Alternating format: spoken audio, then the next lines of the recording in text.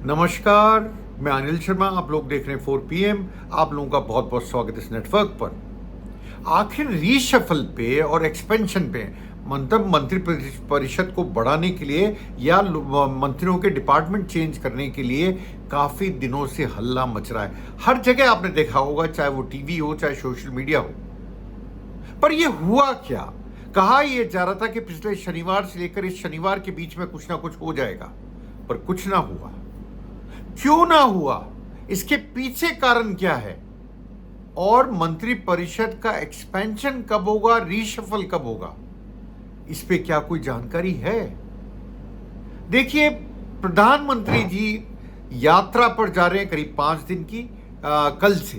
तो इस पीरियड में तो आप मानिए एक्सपेंशन नहीं होगा, ना रीशफल होगा, ये तो मान के चलिए।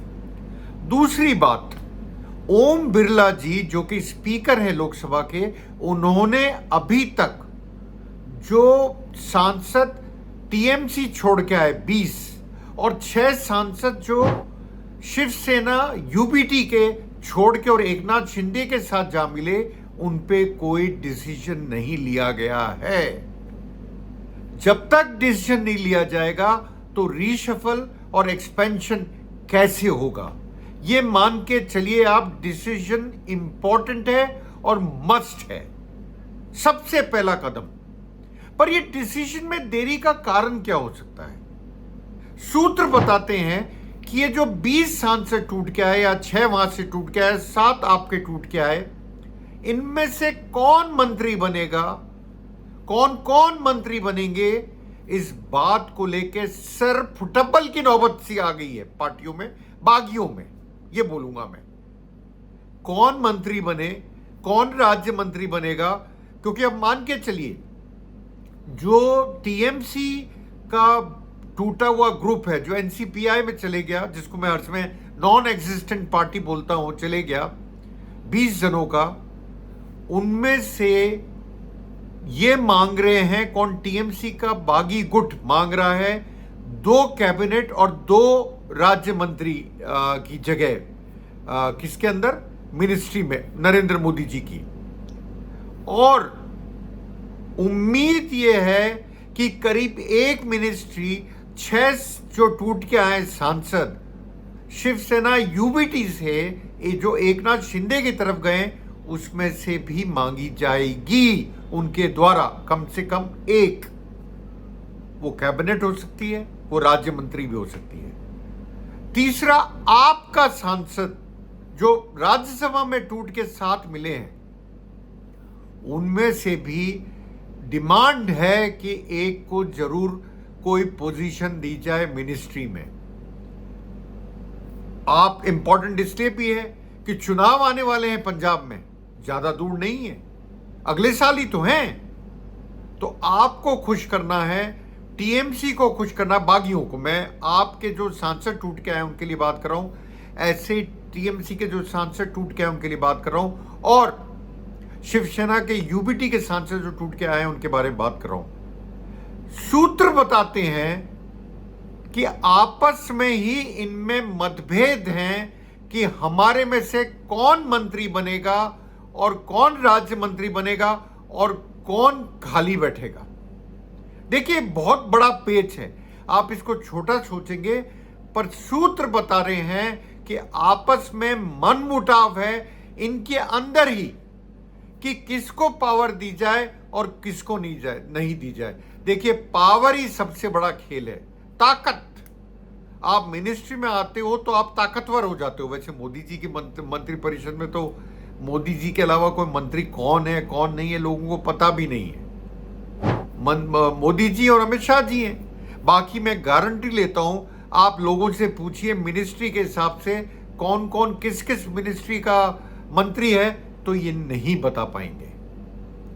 तो सुनने में ये आ रहा है सूत्रों के हवाले से कि आपस में भी इनमें लड़ाई चल रही है कि कौन मंत्री बने। ये जो पार्टियां टूट के बिखर के आई हैं और अब एनडीए का सपोर्ट कर रही हैं, किसको आगे रखा जाए और किसको पीछे रखा जाए। जैसे आपको एग्जांपल देता हूं मैं, पंजाब में राघव चड्ढा को दिया जाए या किसी और को दिया जाए, इस पे बहुत तगड़ी बहस चल रही है पार्टी के अंदर भी। बीजेपी के अंदर भी, क्यों बीजेपी पंजाब के अंदर अपनी प्रेजेंस को दर्ज कराना चाहती है आपके बड़े तौर पे। और जो चाणक्य हैं बीजेपी के अमित शाह, वो तो आप समझते हैं लगे पड़े इन चीजों में। चुनाव जीतना है, उनका काम ही है कि चुनाव जीतवाना और कराना, तो वो इसमें लगे पड़े हैं।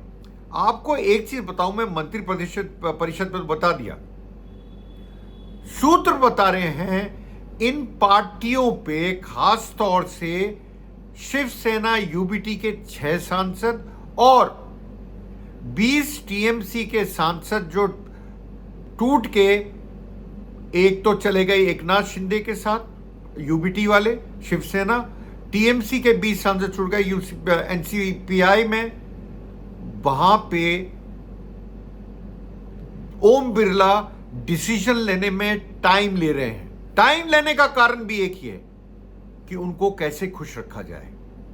और जो डिसीजन है, ये हमारे सूत्र बता रहे हैं, ओम बिरला जो कि स्पीकर हैं लोकसभा के, वो शायद लेंगे मॉनसून सत्र जो 20 जुलाई से चालू होगा और 13 अगस्त को खत्म होगा, उससे पहले लिया जाएगा। मतलब 13 आपकी 20 जुलाई से पहले इस पे कोई ना कोई एक्शन लिया जाएगा ओम बिरला द्वारा। पर यह मान के चलिए जो सूत्र बता रहे हैं वो काफी हद तक सच लगता है।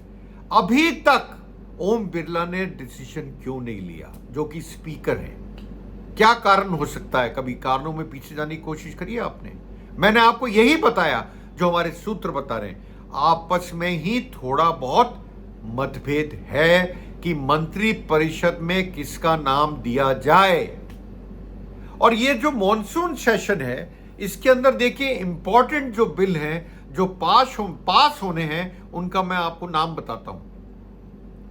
जो इंपॉर्टेंट बिल हैं जो रखे जाएंगे, 130वां कॉन्स्टिट्यूशनल अमेंडमेंट बिल, 130वां women's reservation bill 2, delimitation bill, परिसीमन बिल आप जानते हैं, और चौथा amendment to the foreign contribution regulation act FCRA, इनके ऊपर ये बिल है।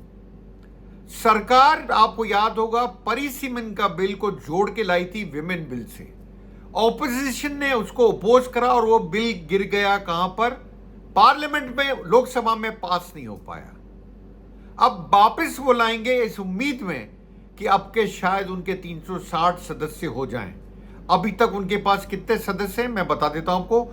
293 एनडीए के पहले थे, 6 टूट के आए यूबीटी से जो सपोर्ट करेंगे एनडीए को, 20 टूट के आए टीएमसी से जो सपोर्ट करेंगे एनडीए को, तो 20 और 6 26 प्लस 293, आप हिसाब लगा लिए 319 का फिगर निकलता है।